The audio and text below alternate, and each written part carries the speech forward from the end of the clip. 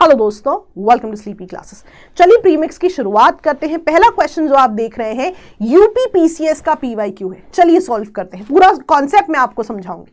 पहला क्वेश्चन कहता है असर्शन है rainfall occurs in winter in the Mediterranean climate. दूसरा, क्यों ऐसा हो रहा है, रीजन क्या है? Because in summer these regions remain under the influence of dry terrestrial winds. क्या मतलब है इसका, अभी समझेंगे। फिलहाल आप इसको आंसर करने की कोशिश कीजिए। तो यहां पे करेक्ट ऑप्शन क्या है? ए, बी, सी या डी। करेक्ट ऑप्शन है ए, कि असर्शन रीजनिंग दोनों ट्रू है और आर करेक्ट एक्सप्लेनेशन है ए का। राइट। सबसे पहली चीज, मान लो आपको कॉन्सेप्ट बिल्कुल नहीं आता। राइट। जब भी हम वर्ल्ड क्लाइमेट पढ़ते हैं, मैं हमेशा कुछ कीवर्ड्स बताती हूं कि हर क्लाइमेट टाइप के कुछ कीवर्ड्स होते हैं, कुछ पहचान होती है कि अगर ये टर्म आ गई तो ये वाला क्लाइमेट है। तो याद कर लो, कॉन्सेप्ट बताऊंगी मैं, याद कर लो। मेडिटेरेनियन क्लाइमेट का कीवर्ड है विंटर रेनफॉल। राइट। मैंने कई बार इसको जो है क्रैश कोर्स में बताया भी है। राइट। अगर आप क्रैश के स्टूडेंट हैं, ये गलती तो आपने नहीं करनी। राइट। अब समझते हैं कि मेडिटेरेनियन क्लाइमेट में विंटर रेनफॉल कीवर्ड क्यों है, यहां पे रेनफॉल का कॉन्सेप्ट क्या होता है। तो देखिए, जब भी हम मेडिटेरेनियन क्लाइमेट की बात कर रहे हैं, हम यहां पे मेडिटेरेनियन सी के आसपास के जोन का एग्जांपल लेंगे, बिकॉज सबसे ज्यादा ये क्लाइमेट टाइप वहीं पाया जा रहा है, सबसे प्रोमिनेंट वहीं है। राइट। अब इसको समझने के लिए देखिए, रेनफॉल के लिए जरूरी है कि हवाएं वहां पे आ रही है मॉइस्चर लेके, है ना। अब कॉन्सेप्ट समझते हैं होता क्या, मेडिटेरेनियन सी। राइट। अब ध्यान से देखिए, ये आपका मेडिटेरेनियन सी है। राइट। अब ध्यान से देखिए, एक तरफ यहां पे कौन सी विंड्स है, ये कौन सी विंड्स है? ट्रेड विंड्स, है ना। अगर आप ध्यान से देखो, ये ट्रेड विंड्स लैंड से आ रही है, टेरेस्ट्रियल है, बहुत ज्यादा ड्राई होंगी एज कंपेयर टू विंड्स जो कि वाटर बॉडी से आ रही है ना। तो इससे रेनफॉल कम होगी। वाई? अब देखो, लैंड से डायरेक्टली आ रही है। राइट। तो इनकी टेंडेंसी होगी कम रेनफॉल करने की, है ना। ऑन द कॉन्ट्री, अगर मैं मेडिटेरेनियन सी के इस तरफ देखूं, ये कौन सी विंड्स है? वेस्टर्लीज। वेस्टर्लीज आप देखो वाटर बॉडी से मॉइस्चर लेके जा रही है। दैट मींस वेस्टर्लीज की टेंडेंसी क्या होगी? वाटर बॉडी से मॉइस्चर लेके आ रही है रेनफॉल ज्यादा करने की। तो ये चीज याद रखनी, यहां पे जो ट्रेड विंड्स है, अगर ये किसी भी जोन में आएंगी तो उनका कैरेक्टरिस्टिक्स होगा रेनफॉल कम, बिकॉज लैंड से आ रही है। और वेस्टर्लीज का क्या होगा? मॉइस्चर लेडन विंड्स है, रेनफॉल ज्यादा होगी। अब समझते हैं कंडीशंस। ठीक है, अब ध्यान से देखना। सो स्टैंडर्ड कंडीशन क्या है? ये आपका मेडिटेरेनियन सी है। राइट। नीचे की तरफ आपकी ट्रेड विंड्स है, ट्रेड विंड्स है। राइट। और एक तरफ है आपकी वेस्टर्लीज। राइट। ट्रेड विंड्स का कैरेक्टरिस्टिक्स क्या है? रेनफॉल यहां पे कम होगी, लैंड से आ रही है। वेस्टर्लीज मॉइस्चर लेडन विंड्स है, रेनफॉल ज्यादा करेंगी। राइट। अब ध्यान से समझो, ये एक ऐसा क्लाइमेट टाइप है जहां पे प्रेशर बेल्ट की शिफ्टिंग का बहुत ही ज्यादा रोल है। राइट। प्रेशर बेल्ट की शिफ्टिंग क्या होती है? आपने कई बार ये चीज पढ़ी होगी। राइट। कि सन जो है डायरेक्टली ओवरहेड होता है ओनली बिटवीन द ट्रॉपिक्स। तो tropic of cancer, equator to Capricorn, ये डायरेक्ट रास्ता बनेगा। राइट। तो कभी सन इक्वेटर पे डायरेक्टली हो सकता है, जब ऊपर जाएगा फिर ट्रॉपिक ऑफ कैंसर से एसोसिएटेड, जब वापस नीचे आएगा तो ट्रॉपिक ऑफ कैप्रिकॉर्न से एसोसिएटेड। तो जैसे जैसे सन मूव करेगा, है ना। देखिए, यहां पे एक चीज होती है ITCZ, है ना। ITCZ क्या है? बड़ी वार्मथ का जोन है। वार्म के साथ कौन सा प्रेशर जुड़ा होता है? Low pressure. ये वार्मथ का जोन क्या होगा? ये ऊपर नीचे जाता है। क्यों जाता है? क्योंकि जब सन यहां पे है, पोजीशन 2 पे है, ITCZ वहां होगा। जब सन ऊपर चला गया तो ये जो वार्मथ वाला लो प्रेशर वाला जोन है, ये ऊपर चला जाएगा।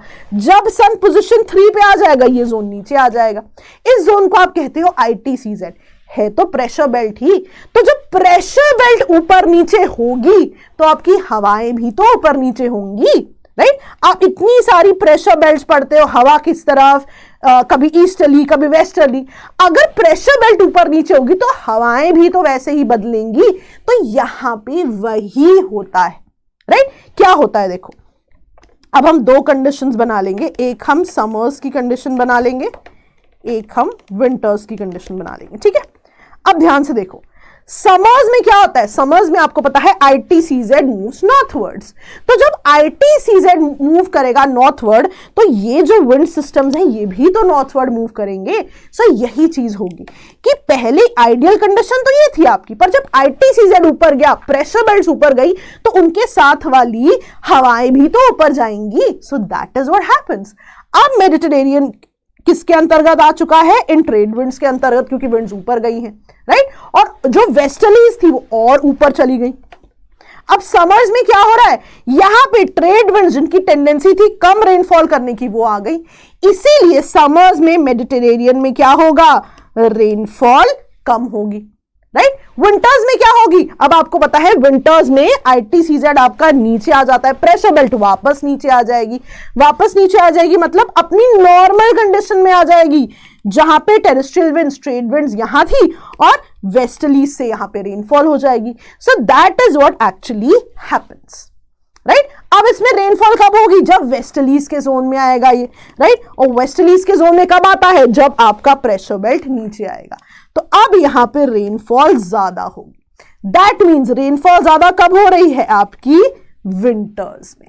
इसीलिए आप देखो यहां पे कीवर्ड मैंने विंटर रेनफॉल आपको लिखा है, क्योंकि स्टैंडर्ड कंडीशन में तो ऐसा होना चाहिए था, लेकिन जब आपका प्रेशर बेल्ट ऊपर गई समर्स में, आपकी ये हवाएं भी तो ऊपर की तरफ जाएंगी, और जैसे ही ऊपर जाएंगी समर्स में, मेडिटेरेनियन सी आपका ट्रेड विंड्स के अंतर्गत आ जाएगा, which means less rainfall, right. वही तो वो कह रहे हैं, क्योंकि समर्स में ये ड्राई विंड्स के अंतर्गत होती है, ट्रेड विंड्स के अंतर्गत होती है, राइट। याद रहेगा। अब ये कॉन्सेप्ट आपका कभी गलत नहीं होगा, राइट। और मैंने पहले भी आपसे कहा है कि वर्ल्ड क्लाइमेट में जिंदगी के 3 घंटे आप लगाइए, बहुत क्लैरिटी होगी आपको। भरोसा कीजिए, लेक्चर लगाइए, जरूर आपको बेनिफिट होगा प्रीलिम्स के लिए। चलिए आगे बढ़ते हैं। अब एक क्वेश्चन है, ऑल्दो ये प्रीवियस ईयर क्वेश्चन है, बट इसकी रेलेवेंस आ जाती है बिकॉज आपने न्यूज में जो है क्रा जो है कनाल, इस्थमस, इस तरह की चीजें सुनी होगी, लैंड ब्रिज बनाने की बात हो रही थी, राइट। अब इसमें ना पहले भी क्वेश्चन आया हुआ है, मैं आपको दिखाऊंगी भी कुछ चीजें, बट यहां पे आप देखिए पहले, between India and east Asia the navigation time and distance can be reduced by which of the following, right. अब देखिए बता रही कैसे आप रिड्यूस कर सकते हो। पहला है deepening the Malacca Straits between Malaysia and Indonesia. दूसरा opening a new canal along Kra Isthmus between Gulf of Siam and Andaman Sea. मैं आपको समझाऊंगी कॉन्सेप्ट क्या है, फिलहाल इसको सॉल्व करके देखिए। तो यहां पे करेक्ट आंसर क्या है? किससे आपका navigation time and distance reduce होगा? एक नई इस्थमस बना के या फिर मलक्का स्ट्रेट को एक स्पेसिफिक जगह पे डीपन करके। तो आपका करेक्ट आंसर क्या है? 2 ओनली। अब ना मैं आपको एक बेसिक चीज बताती हूँ, ठीक है। सबसे पहले तो आप ये सुनो, जो भी आपका सामान जा रहा है ना, आपका स्ट्रेट ऑफ मलक्का से जा रहा है। अब ना स्ट्रेट ऑफ मलक्का के साथ एक कॉन्सेप्ट जुड़ा हुआ है, मलक्का मैक्स, ठीक है। मलक्का मैक्स का क्या मतलब है? तो मलक्का स्ट्रेट का ना गहराई बहुत ज्यादा नहीं है। गहराई मतलब मान लो अगर शिप्स ने जाना है तो डाव बहुत ज्यादा नहीं है, तो बहुत गहरी शिप्स वहां से नहीं जा पाती है, एक स्पेसिफिक तरह की ही शिप्स वहां से जा पाती है, राइट। तो कई बार इस चीज को कहा गया है कि प्रोबेबली उसको डीपन करना चाहिए सो दैट और डेप्थ की जो है शिप्स वहां से जा सके। और ऐसा नहीं कि स्ट्रेट ऑफ मलक्का का ही कॉन्सेप्ट है, पनामा कनाल वहां पे भी ऐसा ही होता है, तो उसको पनामा मैक्स कहते हैं, इसलिए इसको डीपन करने की बात होती है, राइट। अब ध्यान रखना, डीपन तो किया जा सकता है, राइट। उससे क्या होगा? हो सकता है और ज्यादा जो है आपका फ्लीट वहां से जाने लगे, लेकिन आपका नेविगेशन टाइम और डिस्टेंस तो उतना ही रहेगा, राइट। तो ये चीज बड़ी इंपॉर्टेंट है। ऑल्दो डीपनिंग का भी अपना कॉन्सेप्ट है, मलक्का मैक्स वाली जो हम रेफरेंस करते हैं, लेकिन इससे नेविगेशन टाइम एंड डिस्टेंस कम नहीं होगा। नेविगेशन टाइम और डिस्टेंस कब खत्म होगा? जब यहां पे आप एक जो है क्रा कनाल बना देंगे, राइट। तो उस साल भी इसलिए न्यूज में थी बिकॉज क्रा कनाल बनाने की बात हुई थी। तो आप इमेजिन कीजिए कि यहां से जो फ्लीट जाता है उसका डिस्टेंस अगर कम हो जाए तो कॉस्ट की तो बेनिफिट होगी ही होगी, नेविगेशन टाइम भी बहुत ज्यादा बच जाएगा। तो रिसेंटली यहां पे फिर से लैंड ब्रिज बनाने की बात हुई है, इसलिए ये न्यूज में था। रेलेवेंट पीवाईक्यू दोस्तों जरूर देखने, इसीलिए मैं आपको ये जो है क्वेश्चन दिखा रही हूं, राइट। और यहां पे याद रखिएगा, हमारा संडे से जो है पीवाईक्यू मैराथन शुरू है, हर संडे दिन में 11 बजे। इस संडे को हमारा जो है एनवायरमेंट का मैराथन है, तो 11 बजे जरूर आइएगा, right. Before I move in, अगर आप प्रीलिम्स के लिए प्रिपेयर कर रहे हैं और ज्योग्राफी में आपको दिक्कतें आती हैं, जरूर जो है इस कोर्स से जुड़े, आपको जरूर जो है बेनिफिट होगा। चलिए आगे बढ़ते हैं। तीसरा क्वेश्चन अभी ना सीडीएस के एग्जाम में पूछा हुआ था। अब जैसे क्वेश्चन है, which of the following is a tributary of बारक या Barack river in Manipur? धालेश्वरी, Subansiri, धानसिरी, मनास। अब यहां पे करेक्ट आंसर क्या है? यहां भी मैं 1-2 चीजें डिस्कस करूंगी। यहां पे करेक्ट आंसर है ए। अब यूजुअली आप देखते हो कि बराक रिवर की ट्रिब्यूटरीज जो है बहुत स्पेसिफिक पढ़ी जाती है, लेकिन इसका आंसर करना क्यों पॉसिबल था? बिकॉज तीनों जो है ब्रह्मपुत्र रिवर की ट्रिब्यूटरीज है, सुबनसिरी, धानसिरी, मनास। तो एलिमिनेशन से इसका आंसर जो है आ सकता था। पर हैविंग सेड दैट, अब क्योंकि कहीं क्वेश्चन पूछा गया है तो मैंने आपको ट्रिब्यूटरीज की लिस्ट भी दी है, इसका स्क्रीनशॉट ले लीजिए, इनको याद कर लीजिए।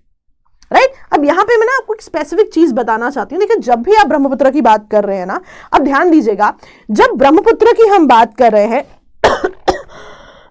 तो जब इंडिया में एंटर कर रही है तो इसका नाम सियांग या फिर आप देखोगे दिहांग है। फिर जब दिबांग और लोहे जैसे ट्रिब्यूटरीज मिल जाती हैं, अब इसका नाम जो है ब्रह्मपुत्र पड़ जाता है। अब इसकी भी कई ट्रिब्यूटरीज हैं, आप देख सकते हैं, सुबनसिरी, धानसिरी, मनास। राइट तो ये चीजें आपने याद रखनी है। जहां तक बराक रिवर की बात है, आप देखिए यहां से ये रिवर शुरू हो रही है। राइट तो बहुत स्पेसिफिक इसका जो जोन है आप जरूर याद रखें। राइट चलिए ओके, नेक्स्ट चीज पे आते हैं हम। फोर्थ क्वेश्चन, अब ये रिसोर्स बेस्ड क्वेश्चन है, एब्सोल्युटली एनसीईआरटी से लिया है मैंने, याद करना है आपने इन पॉइंट्स को। राइट अब यहां पे पॉइंट्स देखिए, यहां पे बॉक्साइट डिपॉजिट्स की बात है, तो 3-4 सोर्सेस बहुत इंपॉर्टेंट है, याद कर लीजिए इन्हें। राइट बॉक्साइट डिपॉजिट्स कहां पे है? Amarkantak plateau, Maikal hills and plateau region of Bilaspur Katni. याद कर लीजिए दोस्तों, इसका स्क्रीनशॉट ले लीजिए। राइट दोनों ही ऑप्शंस आपके सही है, मैं आपको बता देती हूं, दोनों आपको सिखाने के लिए यहां रखे। Also Panchpatmali deposits in Koraput, सबसे इंपॉर्टेंट बॉक्साइट डिपॉजिट्स हैं उड़ीसा में, वेरी वेरी इंपॉर्टेंट।